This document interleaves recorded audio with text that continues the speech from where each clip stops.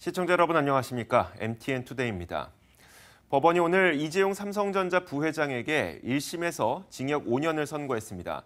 사상 처음으로 총수의 장기 구속 사태를 맞은 삼성은 침통한 분위기인데요. 현장에 나가 있는 산업부 김주영 기자 연결하도록 하겠습니다. 김 기자, 먼저 1심 선고 결과부터 전해주시죠. 세계 재판으로 관심을 모았던 이재용 삼성전자 부회장에 대한 1심 선고는 징역 5년이라는 중형 선고로 마무리됐습니다. 오늘 오후 3시 30분쯤 이곳 대법정 417호에서 열린 재판은 이처럼 결론났습니다. 선고 결과를 들은 이재용 부회장은 무죄를 기대했지만 그렇게 나오지 않자 별다른 반응을 보이지 않은 채 정면만을 응시했습니다. 이 부회장과 함께 기소된 삼성의 전직 임원들은 각각 다른 판결을 받았습니다. 최지성 전 삼성 부회장과 장충기 전 사장은 징역 4년을, 박상기 전 사장은 징역 3년에 집행유예 5년, 황성수 전 상무는 징역 2년 6개월에 집행유예 4년을 선고받았습니다.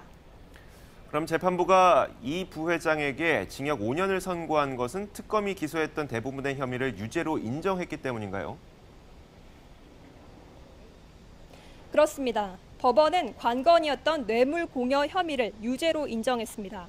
이에 따라 관련성이 있는 다른 혐의들도 줄줄이 엮이면서 5가지 혐의 모두 무죄가 됐습니다. 뇌물공여 혐의 외에 재산 국외 도피와 횡령, 범죄 수익 은닉, 국회 위증죄 등입니다. 법원은 우선 삼성이 최순실 씨 딸 정유라 씨에 대한 승마 지원을 한 것을 뇌물 유죄로 판단했습니다. 삼성이 승계 작업에서 박 전 대통령의 도움을 바라고 제공한 뇌물이라고 본 겁니다. 또 삼성이 최 씨가 설립한 한국동계스포츠영재센터에 후원한 부분도 뇌물로 인정했습니다. 다만 미르와 K스포츠재단에 출연한 금액은 뇌물로 보기 어렵다고 판단했습니다. 법원은 양형 이유와 관련해 이 사건의 본질은 정치 권력과 자본 권력에 밀접한 유착이라며 대통령과 대규모 기업 집단의 정경 유착이 현실에 나타났다는 점에서 국민의 신뢰를 회복하기 어렵다고 설명했습니다. 또 삼성 임원들이 사회에 미친 경제적 영향이 크다고 질타했습니다. 다만 이 부회장 등이 대통령의 적극적인 요구에 수동적으로 응했다며 특검의 구형보다 형량이 낮아진 배경에 대해서 설명했습니다. 이제 삼성은 당장 장기간의 총수 구속이라는 초유의 사태를 맞게 됐는데요. 이번 결과를 두고 삼성 쪽의 분위기는 어떻고, 그리고 삼성의 앞으로의 대응 방안은 어떻습니까? 이 부회장에게 징역 5년이 선고되면서 법정 분위기는 그야말로 숙연해졌습니다. 현장에 있던 삼성 수뇌부들은 일제히 말을 아낀 채 침울한 분위기를 보였습니다. 끝내 기대했던 대로 결과가 나오지 않았기 때문입니다. 징역 5년 판결이 나면서 이 부회장은 다시 구속 수감돼 2심과 3심을 받게 됐습니다.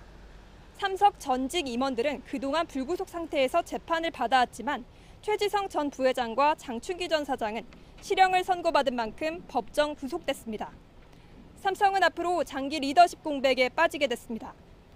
이미 6개월간 총수 부재 상태에서 새로운 대규모 투자 등 전략적 경영 판단 기능을 상실한 상황에서 최대 위기를 맞게 된 겁니다. 삼성은 이 부회장의 공백에 대해 비상 경영 체제를 포함한 대응 방안을 꾸릴 예정입니다. 이와 함께 1심 선고에 항소해 곧바로 2심을 준비할 계획입니다. 삼성 변호인단은 1심 판결은 법리 판단과 사실 인정 등 모든 부분에서 수용할 수 없다고 입장을 전했습니다. 한편 주요 외신들도 이번 판결에 대해서 긴급하게 소식을 전했는데요.